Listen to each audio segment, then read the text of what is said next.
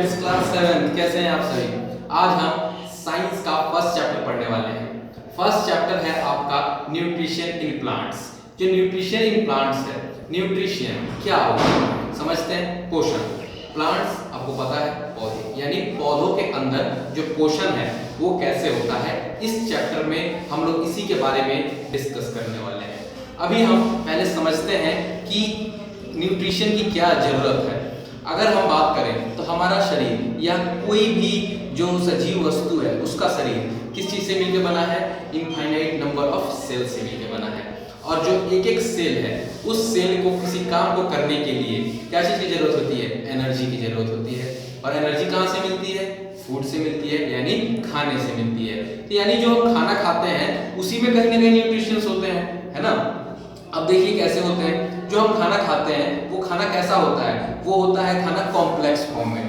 लेकिन वो जब हमारे बॉडी के अंदर जाता है तो बॉडी के अंदर जाने के बाद बहुत सारी केमिकल रिएक्शंस होते हैं हमारे बॉडी के अंदर, जिससे वो खाना कितने सिंपलर फॉर्म्स में टूट जाता है। इसी तरीके से प्लांट्स के साथ भी होता है ना। तो जो खाना अगर हम खाते हैं बॉडी के अंदर जाता है, सिंपलर फॉर्म में ब्रेक डाउन हो जाता है। और सिंपलर फॉर्म में ब्रेक डाउन होने का क्या अर्थ है, आपने नाम तो सुना ही होगा, प्रोटीन, विटामिन्स, कार्बोहाइड्रेट्स, है ना, मिनरल्स, इन सब चीजों में टूट जाता है और बॉडी को अलग से नरिशमेंट देता है। सेम ऐसे होता है किसके साथ, प्लांट्स के साथ, है ना। तो पहले आज समझते हैं कि ये है क्या, न्यूट्रिशन क्या है। Nutrition, the process of intake of food and its utilization by the body of an organism is known as nutrition, है ना। कोई ऐसा प्रोसेस जिसके थ्रू कोई ऑर्गेनिज्म किसी फूड को खाता है और फूड के खाने के बाद उस फूड का यूटिलाइजेशन, उसका यूज जो होता है उसके बॉडी में, ये पूरा प्रोसेस क्या कहलाता है, न्यूट्रिशन कहलाता है ना। अब न्यूट्रिशन होता है कितने प्रकार के होते हैं, कितने मोड्स होते हैं। एक्चुअली में there are basic two modes of nutrition. First one is autotrophic, second one is heterotrophic nutrition. What is now question is what is autotrophic nutrition? Autotrophs, auto means cell, auto stands for cell मतलब auto मतलब self मतलब स्वयं, है ना, यानी खुद से बनाने वाले, स्वयं पोषी, है ना। तो autotrophic nutrition मतलब क्या है, सेल्फ, है ना। तो सेल्फ मतलब सेल्फ डिपेंडेंट, खुद से जो खाना बनाते हैं। तो एक ऐसा मोड, ऐसे ऑर्गेनिज्म जो अपना खाना खुद से बनाते हैं, अपने खाने के लिए वो किसी दूसरे बॉडी पे डिपेंडेंट नहीं रहते हैं, उनको क्या बोलते हैं हम लोग, ऑटोट्रॉफिक न्यूट्रिशन, है ना। तो autotrophic nutrition it is the mode of nutrition in which organism prepare its own food from simple inorganic substances. Such organisms are called autotrophs. क्या ऐसे ऑर्गेनिज्म जो अपना खाना खुद से बनाते हैं, जो हमारे उनके जो सिंपल इनऑर्गेनिक सब्सटेंसेस हैं उनका यूज करके जो बनाते हैं, उसको हम लोग क्या बोलते हैं, ऑटोट्रॉफिक न्यूट्रिशन। उसमें हेटरोट्रॉफ न्यूट्रिशन क्या होता है, हेट्रो मतलब दूसरे पर डिपेंडेंट होना, है ना। It is mode of nutrition in which organism intake nutrition और dependent upon other organism is called heterotrophs.